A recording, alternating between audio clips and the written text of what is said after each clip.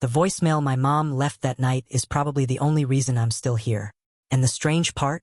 She doesn't even really remember leaving it. I didn't hear it when she sent it. I found it later, buried between spam calls and dentist reminders. It was recorded at 1:17 a.m. on a Tuesday. That night, I had turned my phone on silent after a small fight with her. Nothing dramatic. I just didn't have the energy. Back then, I thought she was being overprotective. Now I know she was scared. I was 26. New city. New job. The kind of job that sounds impressive when you explain it to relatives. Good salary. Nice apartment. You must be doing great. On paper, I was doing great. In reality, I felt like I was slowly disappearing. It wasn't the dramatic kind of depression you see in movies. I wasn't crying every night. It was quieter than that. Just this constant heaviness. Like every day required more effort than it should. Like if I stopped reaching out, stopped showing up, stopped answering texts, it might take a while before anyone really noticed. I had just ended a long relationship. No cheating. No screaming. Just a calm, adult conversation where we both admitted it wasn't working anymore. Those endings are weird. There's no villain. Just emptiness. Work started slipping too. Small mistakes at first. Then bigger ones. My manager asked if everything was okay. I said yes. It was easier than explaining why I felt so tired all the time. That night it was pouring rain. The kind that makes streetlights blur and everything feel smaller. I stayed late at the office for no real reason. I just didn't want to go home to the quiet. On the drive back, my mom called 3 times. I let it ring. She'd been asking a lot of questions lately. Are you eating?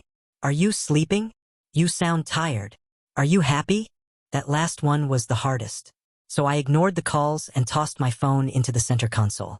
When I pulled into my apartment garage, I didn't get out right away. I just sat there, engine off, listening to the rain echo off the concrete.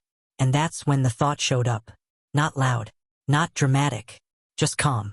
What if I stopped trying? It didn't even feel like a crisis. Felt logical, like my brain was presenting an option. I didn't go upstairs. Instead, I started driving again. I don't remember deciding to go to the bridge. I just ended up there. It overlooked the river on the edge of the city. I'd been once before with friends for the view. There was no view that night, just darkness and rain. I stood by the railing, water rushing below, loud enough to drown everything out. People say your life flashes before your eyes in moments like that. Mine didn't. All I felt was tired. Tired of pretending I was fine. Tired of carrying everything alone. Tired of waking up to another day that felt exactly the same. I don't know how long I stood there. At some point, I remembered my phone. I figured I should turn it off completely. When the screen lit up, I saw it. One new voicemail. From my mom. I almost didn't listen, but I did. First, all I heard was her breathing. Then her voice. Soft. Unsteady. Hey, you're probably asleep. I didn't want to keep calling. A pause. I just have this feeling tonight. I can't explain it. I remember rolling my eyes slightly, still staring at the water. Then her voice cracked. You don't have to call me back. I just need you to hear this when you wake up. Another pause. Longer this time. If you're hurting, you don't have to do it alone. Something in my chest tightened. I know you think you have to be strong all the time, but you've never had to earn our love. I didn't realize I was crying until the rain mixed with it. I would rather sit with you in your worst pain, she said, than live in a world where you felt like you had to disappear. My hands were shaking. You are not a burden. You never have been. Then, quieter. Please just stay. However hard it is.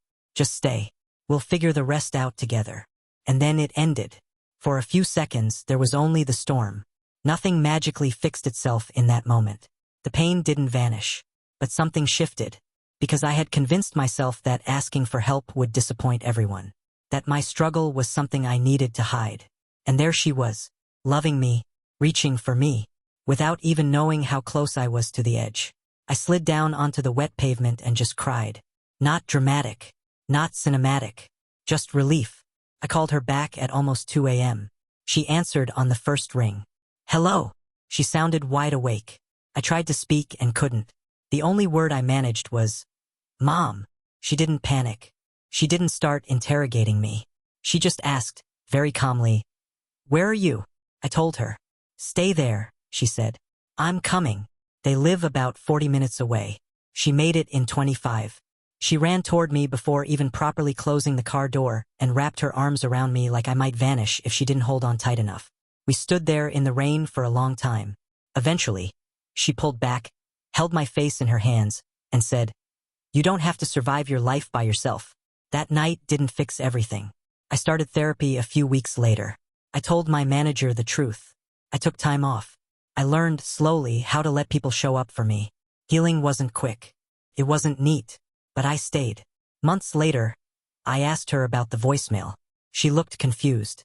What voicemail? She barely remembered leaving it. She said she just woke up with a heavy feeling and called without thinking. To her, it was a small moment of worry. To me, it was the line between being here and not. So now, whenever someone says, "Don't send that text," or "You'll bother them," I think about 1:17 a.m., because sometimes the message you almost don't send is the one that keeps someone in this world.